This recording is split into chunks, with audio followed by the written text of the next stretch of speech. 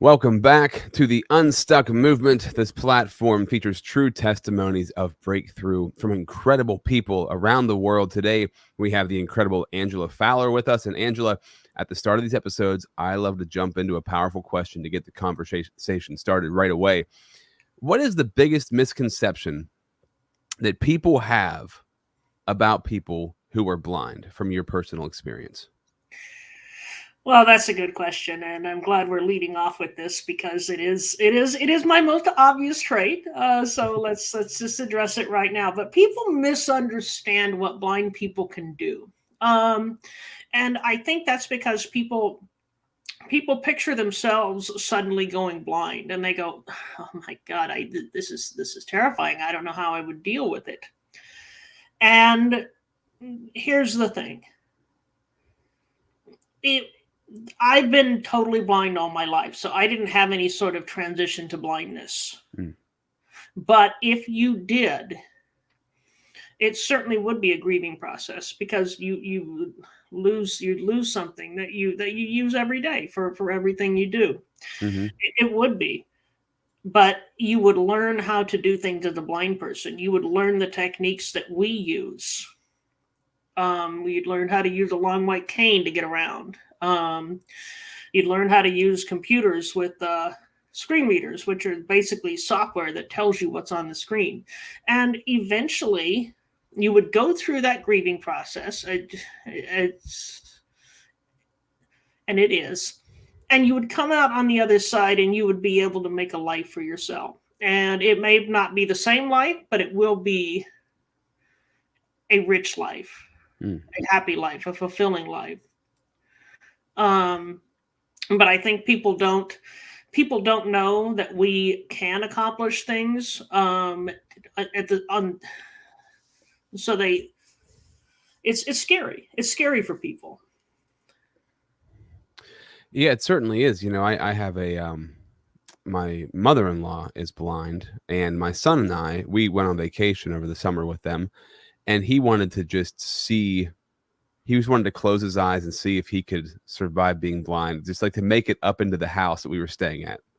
And so we both we challenged each other to do that, just to get an idea of how difficult it is for her to get around. And it was so hard just to get up Well, into the house. Now, this is because we don't have any experience, exactly. and we I don't was have a just seeing eye dog. We don't have a cane, right? So we're but just to give yourself that perspective of like, holy cow, it gives you so much more respect and understanding of like just the overall day-to-day challenges are it's incredible. And I really that's a really simple, small, childlike example because he's 10 years old. So he was thought that would be like an interesting thing to do. But I was like, wow, it gave me such a perspective on just the work that you have to put on a daily basis that nobody else really even might even think about, that you've already mastered those sorts of things and you've already understood how to get around. So alone, that's incredible. So I just want to honor you for that. Just the fact that that all you do, I want to tell people about you a little bit as we dive into this conversation, but everything that you do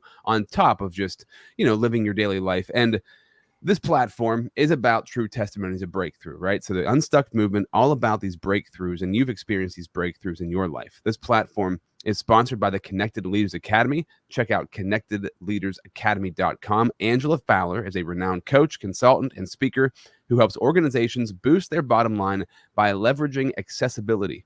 As a totally blind businesswoman, she offers unique insights into how businesses can tap into an underserved market.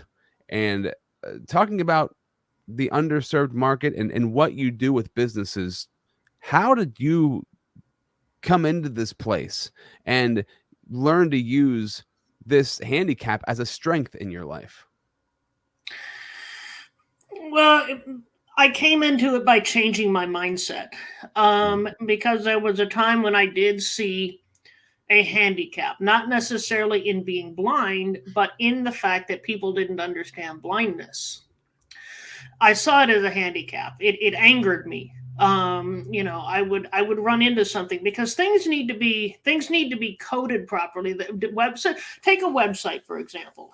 Um, a website needs to be coded properly so that blind people can access it. So, for example, if things aren't labeled, um, If things aren't accessible to the keyboard, if they require a mouse, then they're not going to be accessible to blind people. Mm-hmm. People don't know that. They don't teach that in web developer school. That's a problem. Um, but I would run into these inaccessible things, and I would just be furious because this thing I'm trying to do should only take like 30 seconds, and here I am trying to find a sighted person to help me. Yeah. On and on and on. But I realize, and calling and yelling at customer service doesn't do any good, right? Especially for a large corporation, they can't help, not really. But I realized I got a job in 2021 that was actually as a contractor for the Department of Veterans Affairs, working for a contractor for the Department of Veterans Affairs. And in doing that job, I worked with designers and developers and managers who had varying degrees of knowledge of accessibility. And I realized, these guys want to do the right thing. They just don't know what the right thing is. They want to create things that everybody can use. Mm-hmm. Even those who were initially resistant to accessibility, because humans are resistant to change, that's human nature. Yep. Once they saw the real life benefit of accessibility to their users, they embraced it. So I realized if it's this way with designers and developers and product managers who work for these government contractors, it's this way with business leaders as well. And not everybody is going to embrace it, but the majority of people are. And if I can teach small to medium-sized businesses that, hey, if you make your products accessible to people with disabilities and user-friendly for everybody else, your products are going to be more usable. Your reputation is going to improve, and your profit margin is going to increase as well, because more people are going to buy your products. You're going to have less cart abandonment. You're going to have that good reputation. People are going to tell your friends, hey, this website's accessible. Mm-hmm. It truly does benefit business to be accessible, and people don't understand that.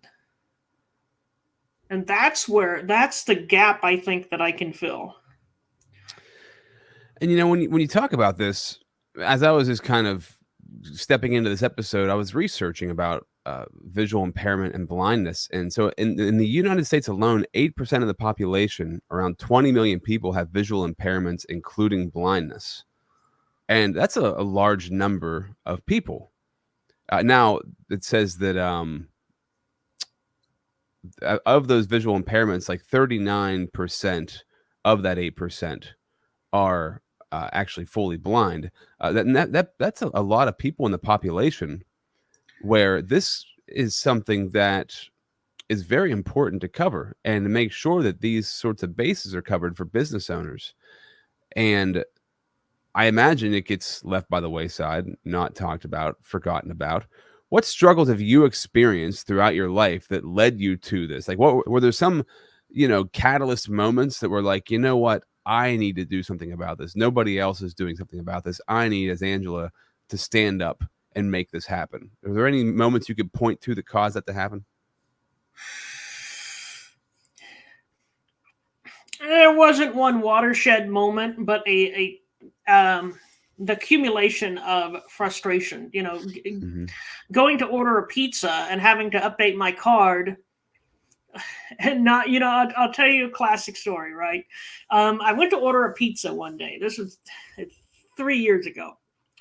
And for whatever reason, I needed to update my debit card. It had expired. I got a new one, whatever. Mm-hmm. So I went in to update my card, and the date picker that you pick the expiration date. Yeah. Wasn't a date picker at all. It was somewhere between an edit box, a date picker, and a rat's nest. I do web development. I have no idea what you would call that component. So I just, I'm over this. I don't want to fight this. So I turned to my son, who 15 or 16 at the time, and I said, can you help me out with this? And my son, my son's fully sighted. Mm-hmm. My son is a gamer. He also builds computers. He's the person that when I have a technology problem, he's the person I turn to. Yeah, you got a built-in consultant. Yeah. So he fought with this thing for about 5 minutes, and finally he goes, "This isn't even accessible to sighted people." So later, when I asked him, when I was launching this business, I said, "Hey, remember when when we were ordering a pizza and you said the component wasn't accessible to sighted people? How often do you experience that?" And he said 50 to 60% of the time.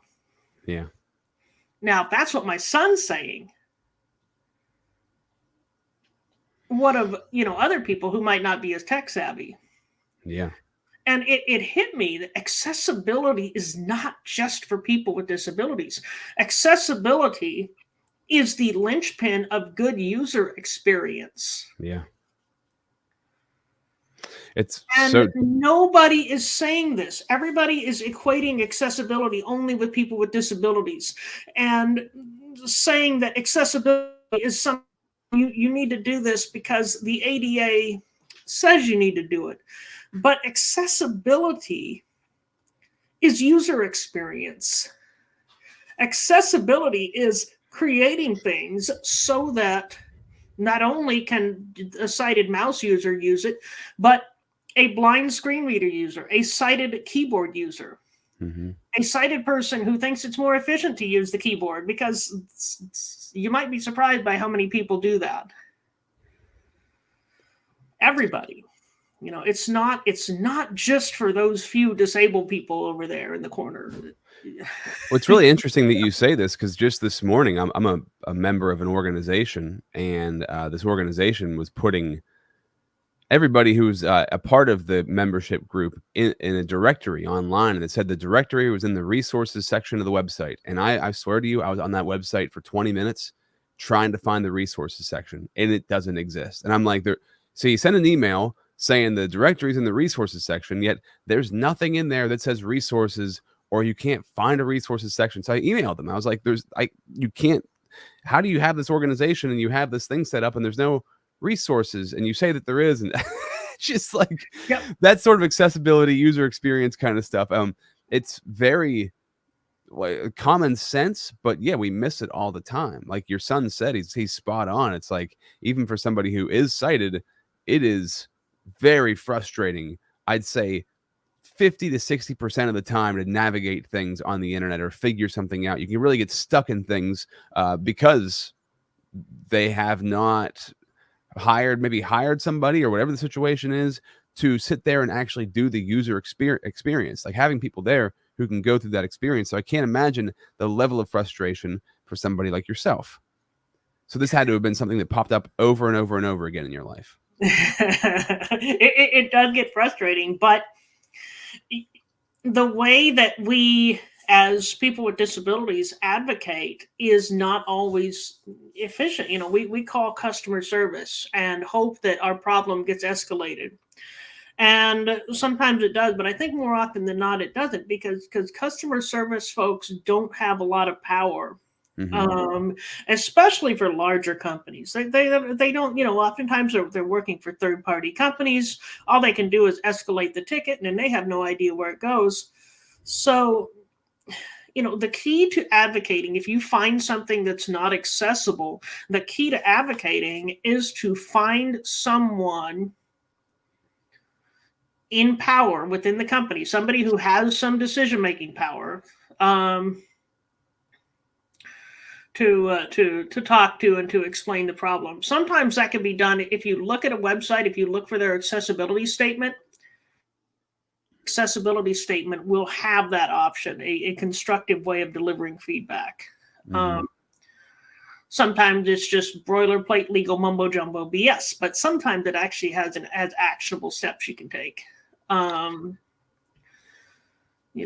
let's so we have to shout out to the sponsor real quick, who makes this podcast possible. When we come back in 60 seconds, I want to go into what you're doing about this, right? So you launched a website, reallifeaccess.com, where you are really taking on this issue and helping companies be more accessible and do this on a higher level, on a bigger scale. And I'm very curious for yourself how you are doing that.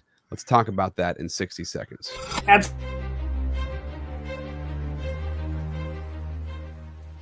Hi, my name is Jose Escobar, and I'm the founder and CEO of the Connected Leaders Academy. We're a growing tribe, a community of entrepreneurs all over the world, globally, all across the country, high performers, titans of industry.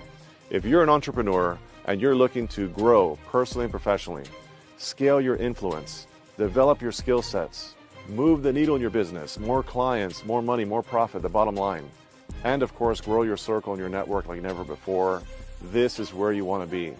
Join the Connected Leaders Academy today. We are scaling massively. We want to welcome you in. Check me out on Instagram and on Facebook, the @ JAESCO25. We look forward to having you join us. Take care.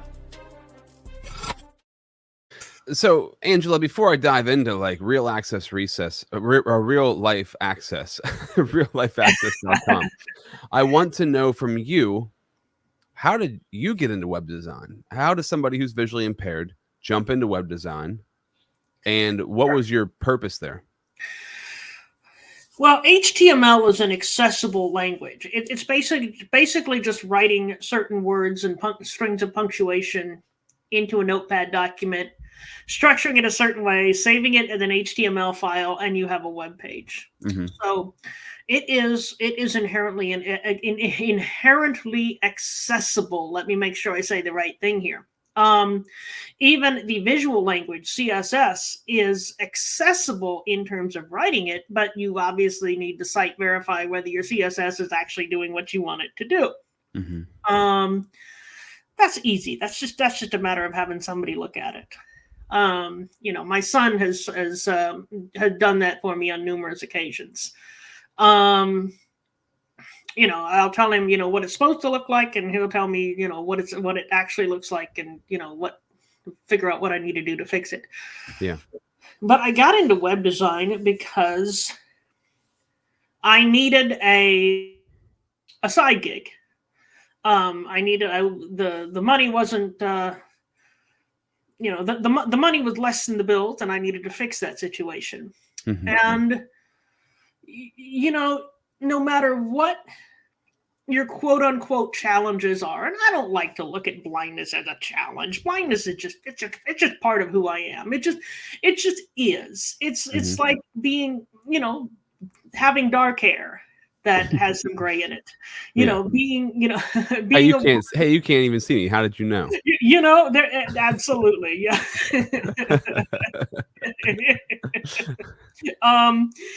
Whatever. It just is. But whatever you're facing, you have marketable skills. You know how to do things that people need done. And the way that I was able to really get through the lean years financially was to lean on those marketable skills. I did web design, web development, more development than design, actually. I made and sold beef jerky to friends, especially within the blindness community, because I had a reputation there. They knew who I was, and they trust me. I taught other blind people how to use computers, how to use screen readers, so that they could go through school and do all the things. Mm-hmm. And that was before I got the job with the government contractor. That was how I was working full time, but I was working these side businesses to help make ends meet. And I say this not to brag on myself. I say this because I don't care what you're up against in life, what challenges you have, disabilities you have, what socioeconomic background you come from. What the thing is, you have something to offer. And if you can learn to leverage that something to offer into a marketable product or service, then you are well on your way to really taking the control of your life. That when I took that control of my life, I became a lot more successful, ultimately a lot happier, a lot more content with myself. I love that. It's so true. It's true for everybody. We all have the ability to do that. It's having the belief in yourself to be able to do that, right? 'Cause we all were given certain gifts that we can bring to the world, and it'd be a disservice to ourselves and especially to other people, right? To not provide them with the Well, gifts we have to help them. society focuses too much on limitation. And I think the reason is because limitation is visible. Mm. You can look at me and see that I'm blind, right? Obviously. Mm-hmm. But you can't look at me and see all of the things that I can do and that I've done in my life. You have to talk to me, get to know me to find that out. Yeah. Watch YouTube interviews, for example, things like that. So, as we're, going through life, we don't talk to everybody who sees us and gets us. So our limitations are the things that are the most visible oftentimes, but we need to focus beyond those within ourselves, and we need to highlight what we can do. We need to highlight our strength. Excellence trumps bias.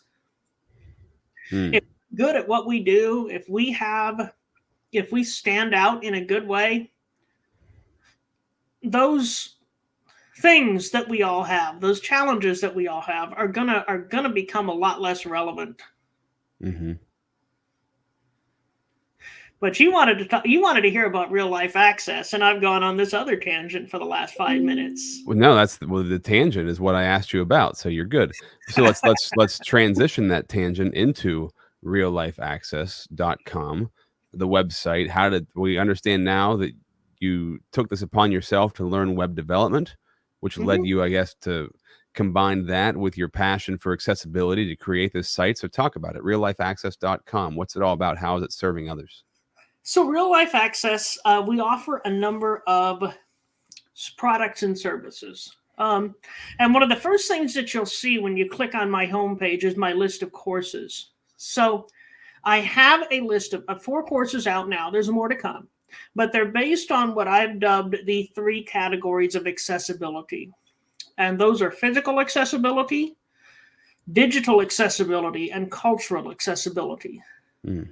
Now, the first 2 seem obvious, right? Physical accessibility is everything from the good old wheelchair ramp to, making sure that things are positioned so that we can actually get to them.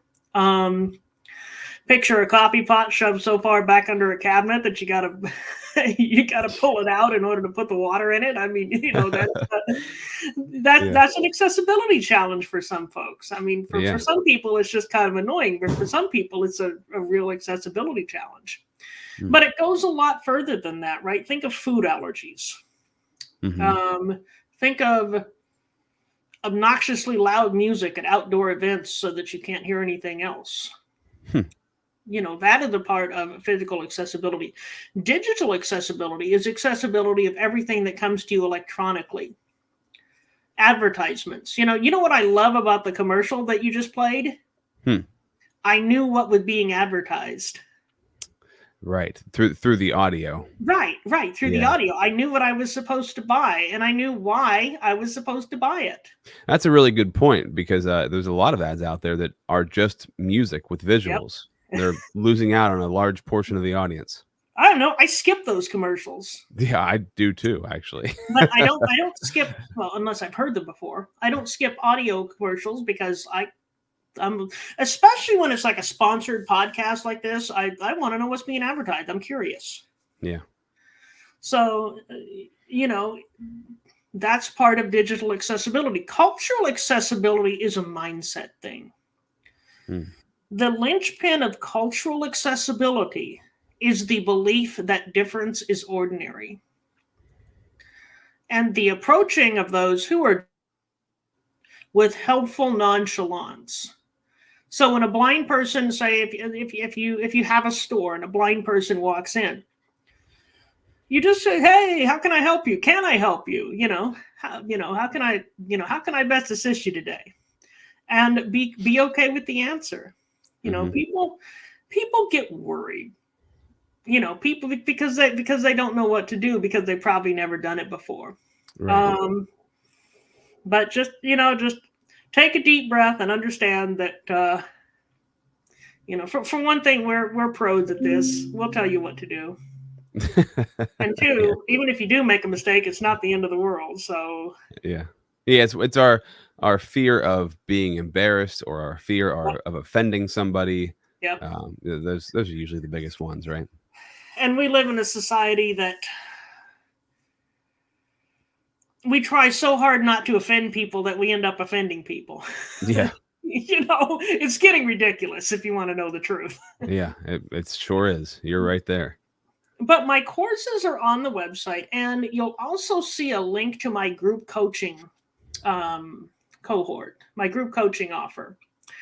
So if you're a business leader, or if you have influence in a company, or if you just want to learn more about accessibility in a supportive group environment, you can sign up for this group coaching cohort. And what we're doing is we are solving accessibility challenges, real life accessibility challenges, based on the 3 categories of accessibility. It's going to be very interactive. It's going to be fun. Very cool. I love the fact that you decided to put this together. Forgive me if I missed this. What are the 3 kinds of accessibility? Absolutely. So the 3 major categories of accessibility are physical, digital, and cultural. Right. Now, if you're a business leader, and maybe you know that you have some accessibility challenges. Maybe you're facing a lawsuit or the threat of a lawsuit. Maybe you just want to make sure that you're accessible. We also offer one-on-one coaching. So if that's something you're interested in, contact me via the form that's on the webpage, or you can email me. And my email address is angela@reallifeaccess.com. Well, I love, Angela, what you're doing. I think it's really, really cool, very important. I love your approach and your attitude towards it. Very open and honest, and you're doing what you were led to do with the cards that you were dealt. And I think that's a really this podcast is often about making your mess your message. The thing that's like a mess in your life, you learn to use that thing as a message to impact the world with. And that's exactly what you were doing. And whenever we were preparing for this episode, you left a quote. I always ask people what their favorite quotes are. And you said everyone, or a quote or a saying that they live by. And you said that everyone has a zone of genius, those things that they're especially good at. That doesn't change if you have a disability. The key is to take disability out of the equation. That's where accessibility comes in. But I love the zone of genius concept. I use that all the time for myself and people that I work with, clients and businesses. What is your zone of genius? And focus in on that. I absolutely love that. How did you figure out what your zone of genius was? Just to, I think, come to a conclusion on this episode, I love to help people figure out something for themselves in their life. And zone of genius is so important to grasp the concept of and to move towards. So how did you come to this zone of genius for yourself? So you figure out what you're passionate about and what you're good at. At the intersection of those 2 things is your zone of genius. Now, you're going to have to do things and maybe discover that you're not so good at them when you thought you were. You're going to have to do things that you thought you were going to stink at, and then you find out you're really good at them. Yeah. But you keep going out there and you keep doing with those 2 things in mind. Too many people are afraid to try. They're afraid to fail. I think they're afraid that their disability is going to win. But here's the thing. Failure is the foundation upon which we build success. That's the truth. You just said something so impactful there.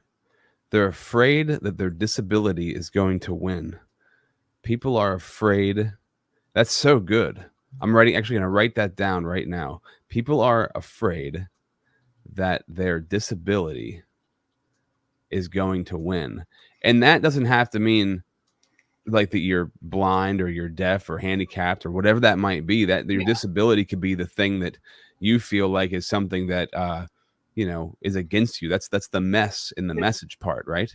And let me just elaborate on that quote, because I'm going to keep being blind for the rest of my life. That's not going to change. But but when I say I'm afraid that my disability is going to win, if people are afraid their disability is going to win, people are afraid that their disability is going to define what they can and can't do. And, to some extent, I mean, nobody will let me be a truck driver. Sure. Although I tell people, I can drive just fine. It's the seeing what's in front of me part that I have trouble with. Yeah, you can hit that gas pedal and go. That gas. I mean, if people would just stay out of the way, I'd be fine. Yeah. That's usually the problem. That's usually the issue on the road. The issue on the road anyway is that people are driving horribly and you're driving perfectly. I guess I wouldn't be that different from anybody else, would I? Yeah. But there are things that our disability, maybe the technology hasn't caught up, right? We haven't figured out a way to bridge that gap. But there are a lot more things that we can do that we might not think we can do, or that we do differently. How many jobs within a trucking company have nothing to do with getting behind the wheel? More jobs than the ones that involve being behind the wheel. There you go. And yet we think, oh, blind people can't do trucking. Mm-hmm. Very good point. Because we generalize. We're humans. We generalize all the time. It's kind of shortcuts to helping us figure out this crazy world. But those generalizations get us in trouble. Very true. I love it. So keeping an open mind, finding that zone of genius and finding that for yourself is so important. This has been a really eye-opening conversation for me. I thank you for sharing what you do, also for helping out in the world of accessibility. So if they want more information about you, go to reallifeaccess.com. You're also on LinkedIn, Angela Fowler. That's Fowler. Anything you want to leave the audience with before we sign off today, Angela?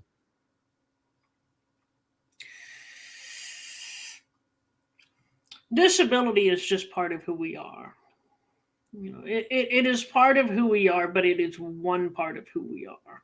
Mm-hmm. Very true. I love that. We'll end on that. That's a great way of looking at it. It's only one part of who we are. Only one part of who we are, yeah. This has been a true testimony of breakthrough. This has been the Unstuck movement.